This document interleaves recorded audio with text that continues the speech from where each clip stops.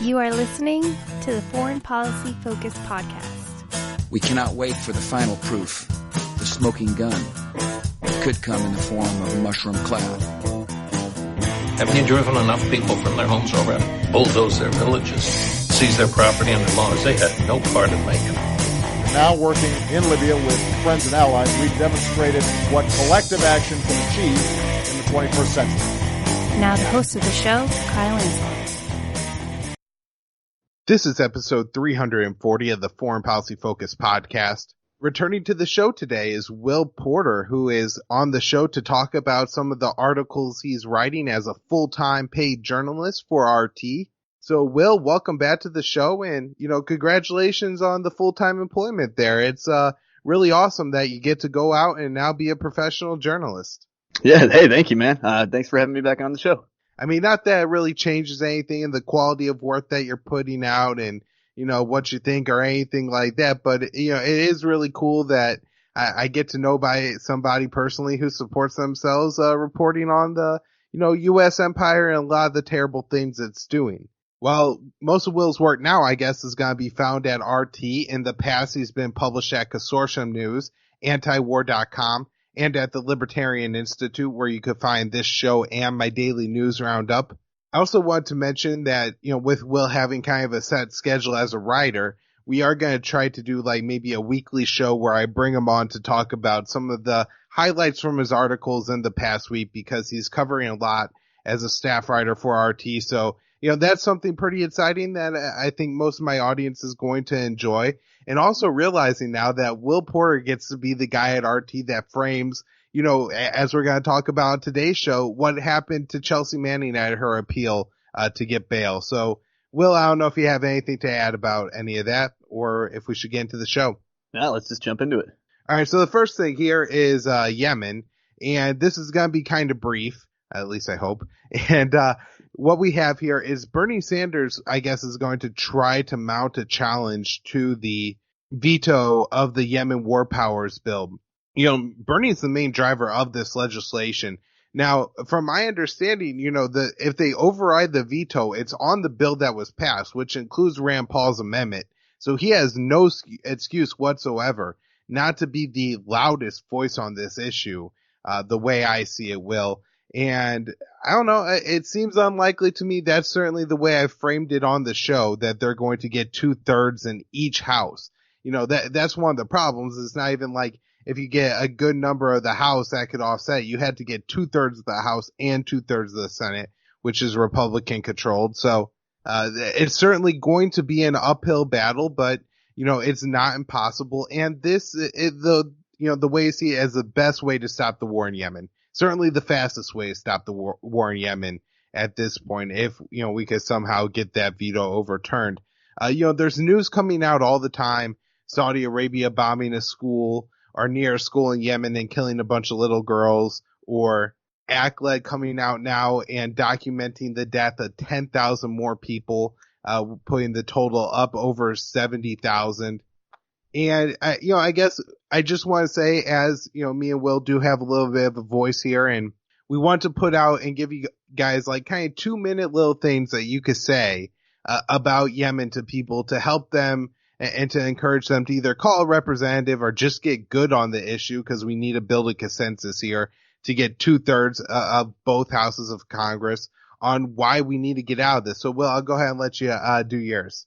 Yeah, sure. So, I mean, if I had a couple minutes just to explain this whole situation, I would tell people that, this is an important issue, because not only is what's happening in Yemen right now the worst humanitarian crisis on earth, but it's also the clearest example where U.S. foreign policy is absolutely contrary to any reason or morality. You can really only defend the U.S. role in Yemen right now with reference to sort of corrupt interests. Like the fact that Lockheed Martin, like their bottom line, depends on continued weapons sales to Saudi Arabia. And other, Gulf sheikdoms. The U.S. is abetting a genocide in Yemen right now. It's sort of, beyond question. And I think it's probably going to come back to haunt us, long after we've left this country as a smoldering ruin, as it is now, kind of. Osama bin Laden was fallout from America's previous policies in Afghanistan and Iraq in the 80s and 90s. ISIS rose out of our intervention in Iraq in 2003. And I think now it's worth asking, where will the next bin Laden come from? Or where will the next Abu Bakr al-Baghdadi come from? Will it be from Yemen? Radicalized by the violence and the cruelty of American policies there. And I think that likelihood really does increase every day that we continue to help the Saudis in this 3-year-long massacre. So whether you care about peace or morality or humanitarianism or even security or government spending of tax dollars or really any kind of reasonable concern that you could have about U.S. foreign policy, right now all of this applies to Yemen. It's a war crime, it's a genocide, it's a crime against humanity, it's a waste of money, and it's an absolute failure of a policy. So we should do everything we can to stop it. I think that's about as good as it gets. The only thing I would say, and maybe this is a good pitch to anybody who really believes in the Constitution, to say that, the Constitution gave the war making, deciding who we go to war with powers to the legislative branch in Congress. And Congress has now passed in both houses on a resolution that says we need to end our support for this war. You could go back and document how there was never any explicit congressional authorization for this war in the first place. And that, Obama's support for Saudi Arabia was, never really endorsed by Congress, in any sense. I don't even know if there's an NDAA provision that says that Obama has the authority from Congress to continue to, refuel Saudi planes or provide intelligence. And now you have a situation where Trump has vetoed that resolution. So you need a 2/3 majority in each house of Congress to overturn that. I can't imagine in what world anybody could read the Constitution and says that the president can start whatever illegal war he wants, but then Congress needs to pass a resolution and then override that veto with a 2/3 majority in both houses of Congress to end a war. I mean, Will, did you ever hear about that any of your high school classes? Yeah, definitely did not learn about that one in social studies. All right, so everybody, get out there and make sure you're supporting this. And not only do we need to put pressure on the Republicans who aren't on board with this yet, because those are the votes we need. But also, I'm sure if you're reaching out to representatives who are also presidential candidates and telling them to make a big deal about it, Rand Paul, and to pressure him into, being really good and really loud on this issue. Because like I said, I don't think there's any excuses. Now, I wanted to get into Will's articles on today's show. And one article he writes here is about the IRGC getting a new leader. So Will, tell us all about that. Yeah, sure. So I think just sort of to frame this issue, we should start with something that happened a little earlier this week. And that was the Trump administration announced that it was going to be halting all sanctions waivers for countries doing business with Iran's oil sector, meaning that if these countries still want to trade with Iran by May 1st, they're also going to be hit by U.S. secondary sanctions. And so that's going to include countries like Iraq, but also China, which is Iran's biggest oil consumer. And countries like China are up in arms over that decision. However, it looks like that announcement may have actually prompted this reaction from Iran. Just one day after the sanction waivers announcement, the Ayatollah actually went and replaced the head of the Iranian Revolutionary Guard Corps, or the IRGC. And they kicked out the previous guy named Mohammad Ali Jafari, and they replaced him with Hossein Salami. And Hossein Salami was previously a brigadier general, but he was promoted in this same promotion to major general. And just for people who aren't aware, the IRGC is like a elite Iranian military unit. It's kind of like their special forces, but it also has this business empire component and also an intelligence wing. So it's a very important institution in Iran. It's sort of multifaceted, but it's a vital thing there. And so yeah, that is what just got a new commander. We don't actually know that much about this Salami guy, but we do know that he's kind of a hardliner. He regularly comes out and publicly, threatens to destroy Israel and the United States. Even if we just kind of ignore for a minute whether that's even remotely possible for Iran to do that, he often threatens this kind of stuff. He's a 30-plus year veteran of the IRGC. He served in the Iran-Iraq War in the 80s. So he comes across as a pretty tough, hardline kind of guy. And over at RT, we actually talked to one of our national security contributors, Michael Maloof, who's also a former Pentagon analyst. And Maloof also thinks that the appointment of Salami is related to the oil sanction waivers, and that he thinks that the promotion of this guy is a sign that Iran intends to put up a fight and to resist American policy in a number of areas. So it appears that Trump's policy here with the sanctions waiver has had the opposite of the intended effect. Instead of bringing Iran to the negotiation table and making them more likely to talk, it looks like it's made their leadership more intransigent and provoked more hostility from them. Do you have any idea if his policy or changes potentially to Iran's policy and support for militias in Iraq, which I know we had some militia leaders recently say that, they're denouncing the label of a terrorist organization for the IRGC in Syria, where Iran supports and the IRGC supports the Syrian government and their forces, or Lebanon, where they're supportive of Hezbollah. I'm not entirely sure what this guy's particular policies are toward these things. There's not a lot of public information about this Salami guy as far as I can tell. However, it does appear, just given his hardline status, that, yeah, he would probably push those things a little harder. Now, it also, there's going to be a tension with the Iranian government, too, and the Ayatollah and what they want and what, the civilian government of Iran wants. But, yeah, it does appear that this Salami guy is going to be, pushing more hardline, hostile policies. And so this would be an appointment of the Ayatollah and the religious leadership of the country and not Rouhani and the civilian leadership. Yeah, it was purely an executive decision by the Ayatollah. Has there been statements, and not that I guess I would expect the civilian government of Iran to come out and condemn publicly the religious government of Iran, but has there been any statements from that part of the Iranian government? I would want to look again at that, but it does seem like there's it seems like the civilian and the religious authorities are sort of the same mind of this. I haven't seen any resistance to that. I don't know. Have you seen anything like that yet?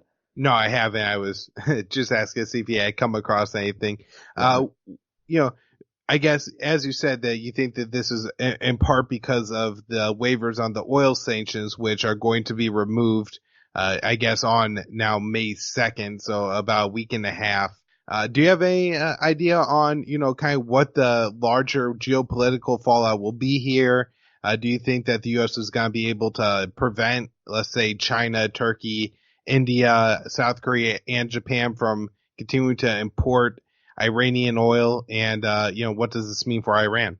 Well, I will say that I think that sort of the hostility and the hawkishness of this new IRGC commander, I do think it will sort of be constrained by the Iranian government and the civilian leadership. I don't think they're really trying to get into an all-out conflict with the United States. Although it does seem, though, that Iran is taking a slightly more combative footing here in sort of their, in how they're going to respond to these policies. Now, Iran has been trying to deal diplomatically through the European Union. They were for a long time trying to set up this emergency vehicle to try to maintain international trade with Iran. They've been trying to deal diplomatically about the JCPOA, the nuclear deal. And so there is sort of an attempt from the Iranian leadership to have a diplomatic footing here. But it does sort of suggest in the slightest way, I think, or in a slighter way, that their policy is about to get a little more intransigent.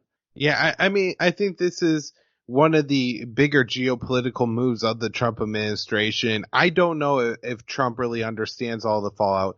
I mean, he seems to understand some because he says that the Saudis are going to make up for the oil production cuts from Iran should the U.S. actually be able to prevent. I mean, it would make sense to me if they could prevent South Korea and Japan definitely from importing U.S. oil. I think, or Iranian oil. I think that gets more complicated when you look towards Turkey and very complicated for China and even India, especially because the U.S. is also trying to prevent India from importing Venezuelan oil. I mean, that's a lot to make up there. When we're talking about exports, Iran's exporting about, I think, 1 million barrels per day at this point. I mean, that's down from 2.5 million, which is, where it really should be if, the Trump administration had destroyed the Iran nuclear deal that the Obama administration negotiated. Right. Yeah, I mean, I wish I could say, too, I wish I could speak more to, what will China do? Will they continue to purchase oil from Iran? But I think there's a lot of moving parts here. I think it's going to depend on a lot, the Trump administration, I think, has been willing to sort of bluster about things, to sort of bluff, we're going to do this big, blustery thing, and then they might walk it back a little bit. I think we've seen that a lot with North Korea, a lot of blustery rhetoric. And so when it comes to this, when it comes to Iran and the sanctions, I think we just have to wait and see what's going to happen, with China, with India, and some of these other bigger trade partners of Iran, because it's hard to say at this point. Definitely. The only thing I'll add there is I think one very unfortunate thing is it gives Saudi Arabia more power. They're one of the few countries that have the ability to increase their oil exports enough, and that the U.S. could really lean on to, prevent kind of the catch-22 that Trump has wound himself up in here where if he puts too much pressure on Iran, there's not an increase in oil production. Oil prices go up, gas prices go up, and I don't know, Will. I mean, it doesn't seem like that's what I would want if I were president going into election year. Maybe I'm wrong about that, but I think high oil prices is one surefire way for Trump to lose an election. And so then he has to find somebody to put more oil on the market.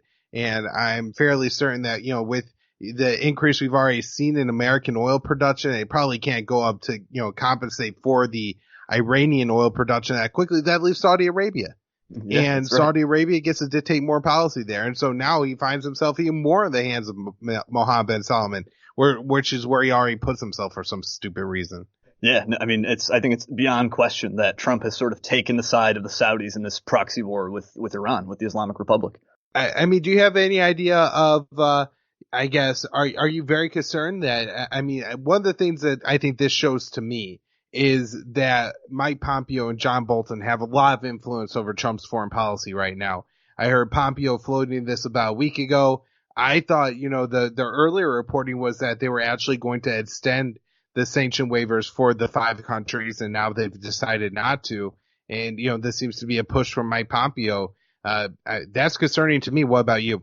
Yeah, I mean, certainly. I think Trump has sort of surrounded himself the whole time with Iran hawks. I mean, even going back to people like who are not in the administration anymore, but people like Michael Flynn and Steve Bannon. I mean, for pretty much the entirety of Trump's administration, his term in office, he has surrounded himself with Iran hawks. And so, yeah, I worry that people like Pompeo and Bolton have too much influence, but I also think that sort of Trump is becoming of the same mind with them on this. So this is not only their opinion, but becoming Trump's as well. And it's the exact opposite of the American First foreign policy, right? Well, I mean, if you look at what American First was supposed to represent and not fighting these endless regime change wars and only going after the terrorists, well, if you look at Iraq and Syria, that actually puts you on the side of Iran in the IRGC, and in Syria, Russia as well. So I'm not necessarily trying to endorse Iran's foreign policy, but I think if Trump had allied himself with the Iranians in Syria and Iraq, he would have been much, more productive in his foreign policy and, what he preached and what his base was expecting from him. Yeah, I mean, for an America First president or administration, we sure are talking about a lot of sacrifices that we have to make, that we Americans have to make in order to maintain this imperial policy. So no, it doesn't appear like it's America First. If we have to pay higher oil prices and shell out insane amounts of tax dollars to do these things, no, it's pushing some ideological agenda that's not, within the interests of the American people. All right, before we move on, I think one of the things that has convinced Trump on this, though, unfortunately, is this idea that Iran supports Al-Qaeda. And it's such just a stupid myth because, at best, Al-Qaeda fighters were kept in Iran as hostages, right? To have somebody to kill if Al-Qaeda should attack Iran. I mean, that doesn't sound like to me welcoming those terrorists in with open arms. Yeah, I mean, look, does Al-Qaeda and Iran's interests ever align? Maybe sometimes it does in, fighting America or fighting some of their adversaries. But I mean, when you look at Iranian policies over time, their whole thing is killing these guys, killing ISIS, killing Al-Qaeda guys. They don't sponsor such groups the way that Saudi does, international jihadist groups. Iran does back, militias and other types of fighting groups across the region, but not, like I said, not bin Laden style groups carrying out bombings and beheadings and stuff like that. Right. It always made sense to me that the U.S. would oppose Iran's support of Hezbollah because of our alliance with Israel. However, it never made sense to me that the U.S. hated Iran backing Assad and Iran backing the Shia in Iraq, because, these were our allies too, but I guess Assad wasn't. The Shia in Iraq were at a time, but, Assad was clearly the enemy of the jihadists in Syria, and so should have been the ally, was certainly on the same page as the American people, but I don't know, try to get that through to some of these establishment people. I don't think it's ever going to happen. I guess we should move on here and talk about Chelsea Manning, who remains in jail, I suppose no longer in solitary confinement. But all of this for refusing to testify against Julian Assange about a event that has already been thoroughly investigated. And she actually showed up and invoked her constitutional bill amendment rights. I believe amendments 1, 4, and 6 to say that, hey, I'm not going to come to a secret grand jury without any counsel and testify about things that, you know, she could potentially misremember or things that could harm Julian Assange that may not be true.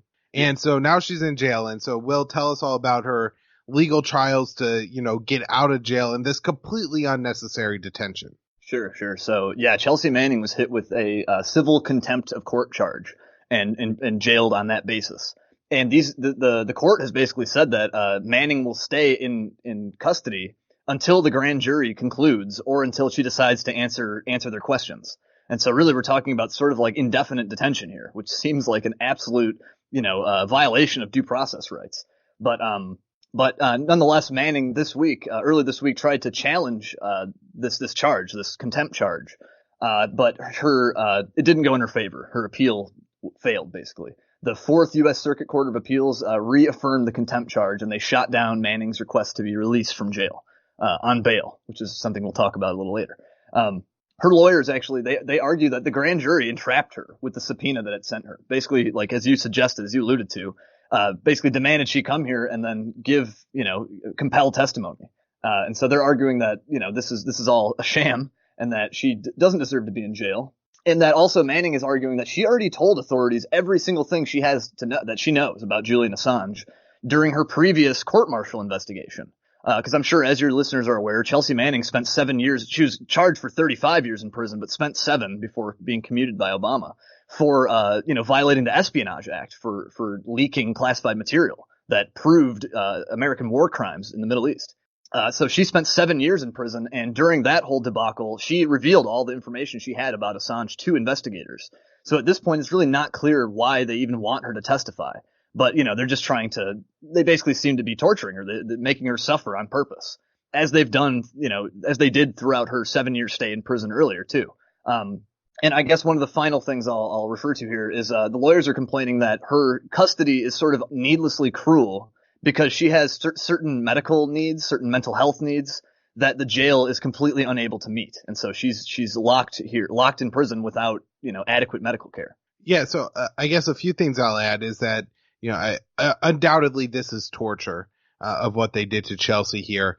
And, if you look at it, Will, from the reality of what happened, which is Chelsea Manning was asked to testify in a secret court without representation. When she refused, they put her in jail and for weeks in administrative segregation, didn't allow her out of her cell other than for 2 hours in the middle of the night, didn't allow her reading material in her cell. It was tiny, tiny little bots. And basically they were trying to torture her to giving up, the information that they want on Julian Assange that she may not even have because, she apparently was, truthful and outright in her testimony at her original trial. And there's, no evidence of the actual collusion that the government alleges.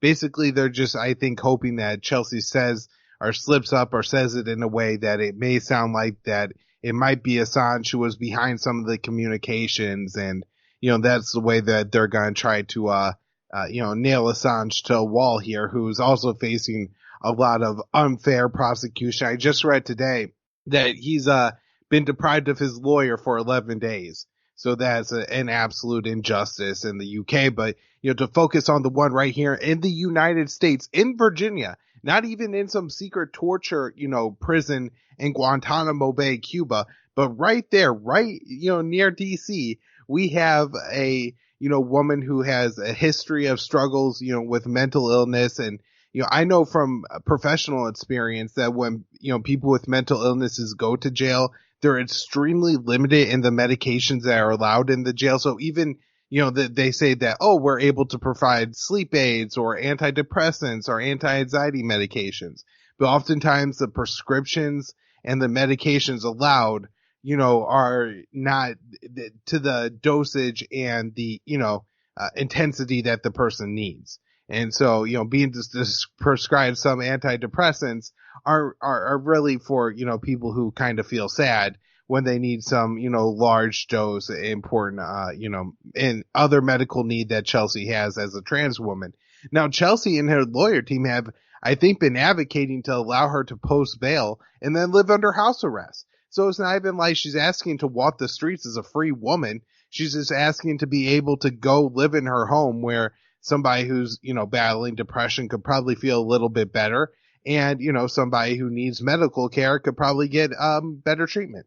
Yeah. And we should emphasize, too, that Chelsea Manning is not only sort of a suicide risk, like she's attempted suicide as far as I know. So like she is somebody who is in a sort of fragile state of mind, maybe, and putting her through this insane suffering and basically, as you said, torture, like that just it appears to not be helping her situation there. And as you said, the UK, they don't even have the type of Bill of Rights that we do, but even when you have it, it doesn't seem to do all that much. So yeah, it's a real shame what's going on here. And of course, the reason that this is so important is first off that Chelsea Manning is a hero who exposed crimes of the American government to the American people to help end, and I guess try to expose the crimes to hopefully change the policies that are doing such terrible things around the world. But also, this is about journalism and the right for people to expose information, and also about criminal justice in general, Will, because, as we're going to talk about with your next article, that, people are just pretty arbitrarily detained in prison in the United States. I guess that's as good a segue as it gets. For those of you only interested in foreign policy, this isn't direct, foreign policy. This is about, bail in the United States, but Will did an excellent job of reporting on this. And it's such a critical issue to a lot of people who, really live in fear of the American criminal justice system and the police, because at any time, it could throw them in jail, huge bail fees that they can't pay. And tell us about how horrific it is, Will. Sure. Yeah. I mean, this story is kind of local to me, actually. This story comes out of Detroit. I live about, 25 minutes away from Detroit. There's right now, the ACLU of Michigan, the local branch, along with the national branch, they've actually filed a lawsuit right now against the city of Detroit that's making its way through Detroit courts. And they're arguing that Detroit's cash bail system is driving the mass incarceration of the poor, of people in poverty. Like 1/3 of Detroit's entire population lives below the poverty line. So we're talking about like a huge, thousands and thousands of people that this could affect here. So what's happening in this cash bail system is people can't afford it. They're being locked up, and their freedom is contingent on their ability to pay bail, and they can't. And basically, the magistrates in these court systems aren't paying attention to the people's ability to afford bail. And court regulations and rules actually mandate that they do take that into consideration, the ability of someone to pay, but they're just ignoring that straight up. Like, you couldn't say it any other way. They're ignoring that rule. A lot of these defendants are put through the arraignment process where their bail would be set in 2 or 3 minutes through a sort of video teleconference, like basically Skype. Their arraignment is done through Skype, and it takes a couple minutes. They're not allowed to ask questions to the magistrate, lest they be sort of threatened, like with additional, legal penalties, or just told to be quiet. And this is outrageous because bail is supposed to be reserved for people who are like dangerous, like a danger to the community or a flight risk, not just every average person as sort of like a revenue generating tool. But yet that is exactly how the bail system, the cash bail system is being used. And a lot of people are spending a lot of extra time in jail because of this, because they don't have the money to buy their freedom. And when you actually start doing the math here, you find that like this actually costs insane amounts of money. This isn't because you'd think the cash bail system would generate revenue, but actually when you look at what it's doing, it's costing taxpayers a ridiculous amount of money. So it cost $165 to hold somebody in the Wayne County Jail, which is the jail that serves Detroit. It costs $165 to hold them overnight. And that jail, the Wayne County Jail, serves about 1,600 people on any given day. And over 60% of those 1,600 people are awaiting charges. So they're in the position of people who, are facing these bail payments. And so this costs over $60 million every year when you add it up. Like this costs taxpayers, dozens and dozens of millions of dollars every year just for people sitting in jail waiting for their trials, who can't afford their bail. And so it ends up being an insane kind of system, where, they're claiming to be generating revenue with this, but it actually has also, massive unseen costs that people aren't really talking about, that certainly the city doesn't want to acknowledge. And this isn't just the city of Detroit either. It's every major city in the United States. There's similar ACLU lawsuits in Philadelphia and other places. But yeah, it's really just a sad situation. Yeah. So I guess one of the reasons I want to highlight this story is because I've seen where this is so important, where, if you end up, getting accused of a crime and arrested, and you go to a bail hearing and you're posted bail that you can't afford. For a lot of people, I mean, that's like their entire life. Talking about relationships falling apart. You don't show up to your job for 3 days. Most places you're gone. And so even if this is a case where there's a mistake by police, let's say they pull you over, they suspect drugs, they say, hey, that bag right there has some white powder in it. You say, oh yeah, I had some powdered donuts in there. They say, that's cocaine. You go to jail. Judge says, $10,000 for bail. You can't come up with that amount of money, and then you lose your job. And so, if they even ever get around to testing that or whatever, like, good luck, being able to afford any decent legal defense. And so you could just understand how somebody's life could become a complete train wreck, probably for years, because of something like this. I mean, I'm sure it's absolutely devastating. Yeah, I mean, it seems like the mentality of law enforcement appears to be like, we're just going to arrest whoever we think we need to arrest, and the system will sort the people out and sort of decide who's innocent and who's guilty. But actually what the system seems to be doing is punishing everyone, is forcing everyone to spend time in jail, simply because people can't afford to purchase their freedom, whether they're innocent or guilty or anything. This, I think, itself is a pretty clear injustice. Yeah, so I think that's absolutely kind of a brilliant thing, Will, that you mentioned there, is that, like, at every level, everybody's kind of like, oh, I'm just doing my job, and my job is to arrest this guy who, could potentially do something that they generally think is harmful towards society. And if it turns out that jail isn't the right place for him, or he didn't commit the crime, then the next person up the ladder is going to fix it. So if it's, the cop, then it's the prosecutor. If it's the prosecutor, it's the judge. The judge or the jury, it's the appeal. And everybody just kind of says that, if this guy's actually innocent, somebody will figure it out next. But I'm not going to be, responsible for saying that this guy's innocent. So on he goes to the next level. Or you want to add up, I think in prosecutors' case, a lot of time they want more convictions because it looks good on the resume. Yeah, I mean, you have like sort of that old saying, tell it to the judge. And now it's sort of like, the cops say tell it to the judge says tell it to the appeals court says tell it to the Supreme Court, et cetera. No one seems to think they have any responsibility here. And, I think this is just one of the important ways that the state ruins the lives of the people, and at absolute injustice and for absolutely no reason. And exposing things like this really helped me to understand why, people in, different communities think and feel the way they do. And I could really imagine what it's like for people in the inner city of Detroit here who are facing this kind of persecution by police, where even if, they manage to get their lives back on track, or, have their lives on track, one of these arrests could absolutely ruin it. And imagine what, you would do, Will, or myself.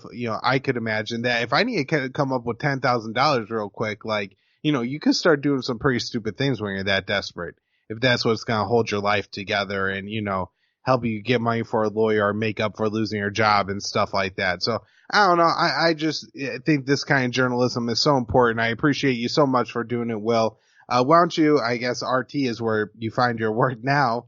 But I don't know, your social medias and whatever else you want to plug. Yeah, sure. Yeah, like you said, watch out for me at RT. I'm a staff writer, so you won't always see me with the byline there, but you just have to, you can actually look at my social media. You can look at my Twitter, WKP ANCAP, ANCAP.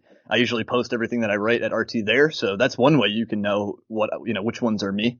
Also, I think you'll probably share my author archive in your show notes page, so people can check that out if they want to see all my previous work. Otherwise, you can check me out at antiwar.com, Libertarian Institute. I have a large author archive at the Daily Sheeple. And yeah, I think that's about it. All right. This show's at thelibertarianinstitute.org. Thanks for coming back on, Will. Thanks, Kyle. All right.